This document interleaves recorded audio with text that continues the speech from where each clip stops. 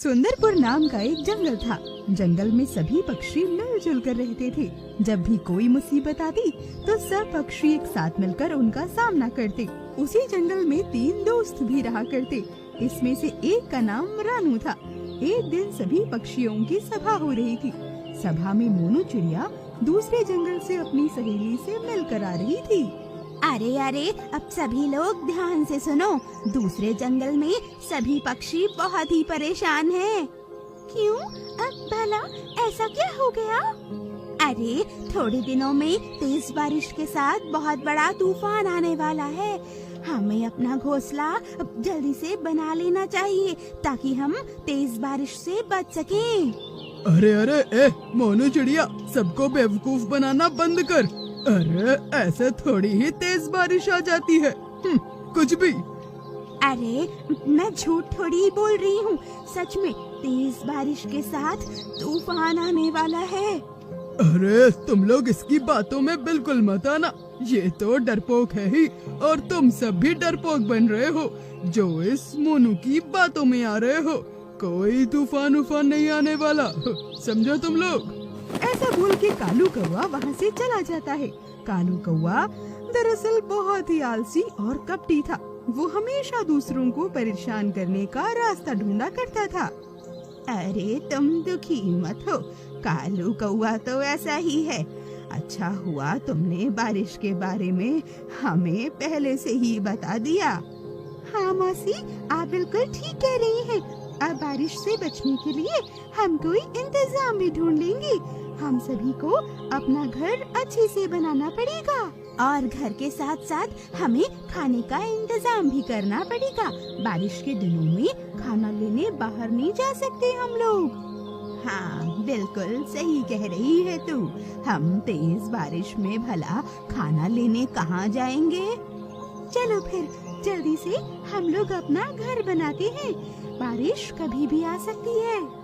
इसके बाद सभी पक्षी अपना घोंसला बनाने के लिए लकड़ियाँ और अच्छी जगह खोजने के लिए निकल जाते हैं। थोड़ी देर के बाद रानू को बहुत अच्छी जगह मिल जाती है। अरे देखो तो सही, ये कितनी अच्छी जगह है। हम यहाँ पर अपना घोंसला बना सकते हैं। जगह तो वाकई बहुत बढ़िया है। यहाँ पर बारिश का पानी भी नहीं आएगा। ऐसा बोल के सभी पक्षी लकड़ियाँ लेने जंगल में चले जाते हैं। मजबूत लकड़ियाँ लेके सभी अपना अपना घर बनाने में लग जाते हैं। थोड़ी ही दिनों में सभी का घोंसला बनकर तैयार हो जाता है। रानू, मोनू और टीनू मौसी तीनों एक साथ बैठकर तभी बातें कर रहे होते हैं। अरे वाह, हम लोगों का घर तो बहुत ही अच्छा बन गया है। अब बारिश की कोई टेंशन नहीं है ना? अच्छा हुआ हमने बारिश आने से पहले ही अपना घर बना लिया। घर तो बन गया, लेकिन अनाज का प्रबंध नहीं हो पाया। अब वो कौन करेगा? मैं तो बहुत थक गई हूँ। अब मुझसे कुछ नहीं हो पाएगा। कोई बात नहीं मौसी, आप आराम कीजिए। हम आपके लिए अनाज का प्रबंध कर देंगे। और नहीं तो क्या मौसी, जब हमने मिलकर घर बना लिया तो हम अनाज का प्रबंध भी आराम से कर लेंगे। आप टेंशन मत लो। ऐसा बोल के दोनों चिड़िया अनाज लेने जंगल में चली जाती हैं। वहीं दूसरी ओर कालू कौवा को एक बहुत ही पुराना सा घोंसला मिल जाता है। अरे ये घोंसला किसका है? कोई दिखाई तो नहीं दे रहा। खैर, किसी का नहीं तो अब ये मेरा हुआ। ऐसा बोल के कालू कौवा घोंसले में देखने चला जाता है। अरे यहाँ पे तो सच में कोई नहीं है और घोंसला भी पुराना दिख रहा है। कोई बात नहीं, अब से इस घोंसले में मैं रहा करूँगा। मुझे घर बनाने की भी जहमत नहीं उठानी पड़ी और मुझे बना बनाया घर खुद ही मिल गया। कालू कौवा वो पुराना घर देखकर बहुत खुश हो जाता है और वहीं पर आराम से रहने लगता है। वहीं दूसरी ओर रानू और मोनू खाना लेके वापस आ जाती हैं।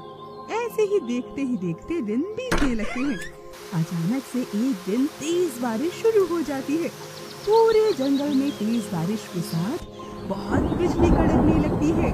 अरे देखा, कितना अच्छा हुआ जो हमने अपना घर सही समय पे बना लिया, वरना आज हमारा क्या होता। हम इस तेज बारिश में कहीं के नहीं रहते। बिल्कुल ठीक कह रही है तू। कितनी तेज बारिश हो रही है। हमने मोनू की बात मानकर बिल्कुल ठीक किया। अगर उस कपटी कालू की बातों में आते तो हम बहुत बुरे फंसते। अब इधर वो कालू कौआ पुराने घर में ही बैठा होता है और पूरे घर में पानी टपक रहा होता है। अरे यार, मोनू तो बिल्कुल ठीक कह रही थी। बारिश तो रुकने का नाम ही नहीं ले रही। मैंने तो खाने का इंतजाम भी नहीं किया और ऊपर से ये पुराना घर एकदम बेकार है। मुझे तो यहाँ बहुत ठंडी लग रही है। कोई बात नहीं, मैं एक काम करता हूँ, रानू और उसके दोस्तों के पास जाता हूँ और उसे बेवकूफ बना के खाना लेके वापस आ जाता हूँ। ऐसा बोल के कालू कौआ रानू के घोंसले के पास आ जाता है। वहीं दूसरी ओर रानू और मोनू ने जो खाना इकट्ठा किया था वो सारा अनाज रानू के पास ही रखा था और सभी पक्षी रानू के घोंसले में आकर खाना खा रहे थे। तभी दरवाजे पर कुछ सुनाई देता है। अरे रानू, ओ रानू, कहाँ हो तुम? मुझे बहुत भूख लगी है। अरे भला इतनी रात में कौन आया है? ये तो पता नहीं, लेकिन ऐसा लग रहा है जैसे कोई मुसीबत में है। इतने में रानू दरवाजा खोल के देखती है। अरे कालू कौवे, तू यहाँ क्या कर रहा है रे? चल जा यहाँ से। अरे मुझे माफ कर दो मोनू, मैंने तुम्हारी बात ना मानकर बहुत गलत किया। अभी के लिए मुझे बहुत जोरों की भूख लगी है, थोड़ा सा खाना दे दो। मैंने कहा था ना कि बारिश आने वाली है, लेकिन तुमने हमारी बात का मजाक उड़ाया। कल मुँहे कहेंगे, हम तुझे थोड़ा सा अनाज भी नहीं देंगे। चल भाग यहाँ से। ना तो तूने घर बनाने में मदद की और ना ही अनाज लाने में। निकम्मा कहेंगा। अरे नहीं नहीं, ऐसा मत करो, थोड़ा सा खाना मुझे भी दे दो, वरना मैं भूख से मारा जाऊंगा। अब कालू कौवे की ये हालत देखकर सभी पक्षियों को उस पर दया आ जाती है और रानू थोड़ा सा अनाज लेके काले कौवे को दे ही देती है। कालू कौवा अनाज लेके अपने घर चला जाता है और अनाज खाने लगता है। अरे इतने से तो मेरा कुछ नहीं होने वाला। इस चिड़िया के पास तो बहुत खाना है। लेकिन मुझे थोड़ा सा ही दिया और सभी चिड़िया कितनी बातें सुना रही थी मुझे। सबको सबक सिखाना पड़ेगा।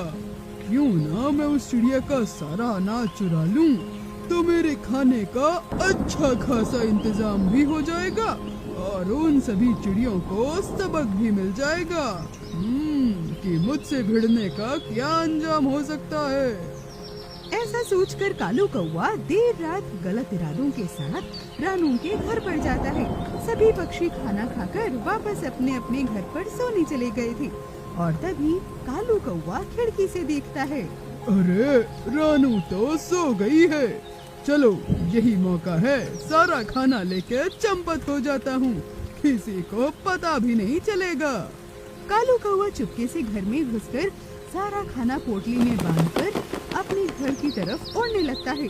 लेकिन इतने में एक चील शिकारी अपना खाना ढूंढते ढूंढते उसी रास्ते पर आ रहा था और अचानक से उसकी नजर तभी कालू कौवे पर पड़ती है। कालू कौवे, तू इधर आ, मेरे खाने का इंतजाम तो हो गया।